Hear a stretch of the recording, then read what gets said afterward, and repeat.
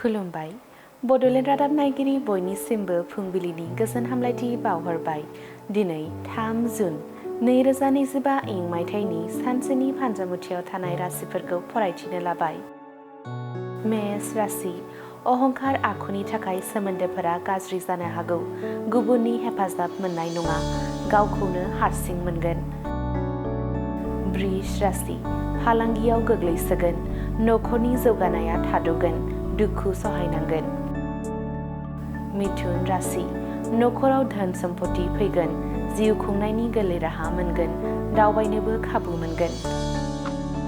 कर्कट राशि साना हानि गोनां, खामानियाव हेंथा फैगोन, गुबुननि सायाव लामा नायनांगोन।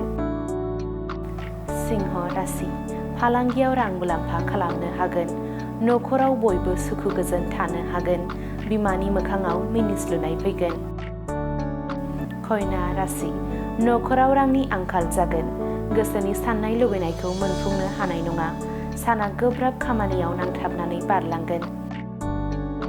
तुला राशि खस्थ'नि गोदै फिथाइ मोनफुंगोन, बिमा बिफाखौ गोजोनाव दोननो हागोन, नखराव गोजोननि बार बारगोन। वृश्चिक राशि मददगिरि लोगो मोनगोन, सोलोंथाइ लानायाव गिदिर गोलाव सुबुंनि बोसोन होनाय मोनगोन, हाबा हुखा मावफुंनो गोहो बोलो मोनगोन। धनु राशि नखरनि जेंनाफोरा बांनो हागौ, बिसि फिसायनि गेजेराव दान्थे बिदान्थे जाफ्लांनो हागौ, साना गोजोन गैयै जागोन। मकर राशि रां आरजिनायनि राहा लामाखौ खोमाफ्लांगोन, गुबुननि मदद लानांनो हागौ, गोसोआ उसुखुथु मोनगोन। कुम्भ राशि साख्रिनि रादाब मोननो हागौ, नखर जौगानायनि हाबा मावनो हागोन, बयखौबो गोजोनै लाखिनो हागोन। मीन राशि गोब्राब नाजानायनि गोदै फिथाइ मोनफुंगोन, मोजां हाबा मावनायनि थाखाय बयजोंबो सिनायजागोन, गोबां हाबा मावनो थुलुंगाखांसिनगोन। दिनैनि राशि फरायथिनाया एसेनोसै। बेजों लोगोसेनो दिनैनि साना बुहुमनि साफ्रोमबो सुबुंफोरनि थाखाय गाहाम जाथों, बेनि थाखाय बड'लेण्ड रादाब नखरनि जानानै इसोरनि खाथियाव आरज गाबनाय थाबाय। गोजोन्थों।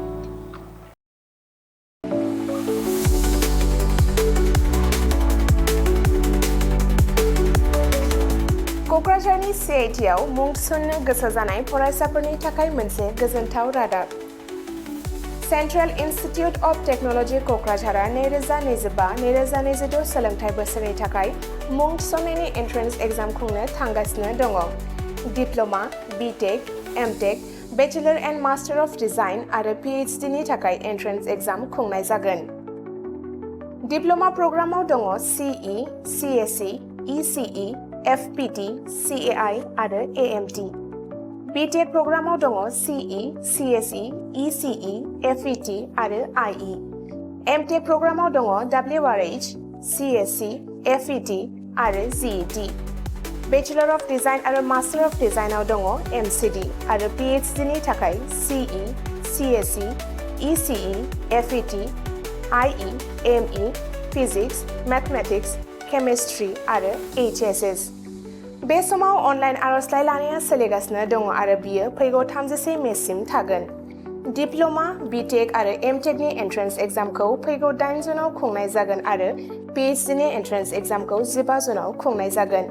आबुङै मिथिनो थाखाय एडमिशन सेल CIT क'क्राझारनि मबाइल नम्बर 9365031406 आव सुलाद लानो हागोन एबा query2025@cit.ac.in आव इमेल खालामहरनो हागोन। बेनि अनगायै cit.ac.in एबा admission.cit.ac.in बे मोननै वेबसाइटआव हाबनानै नायनो हागोन।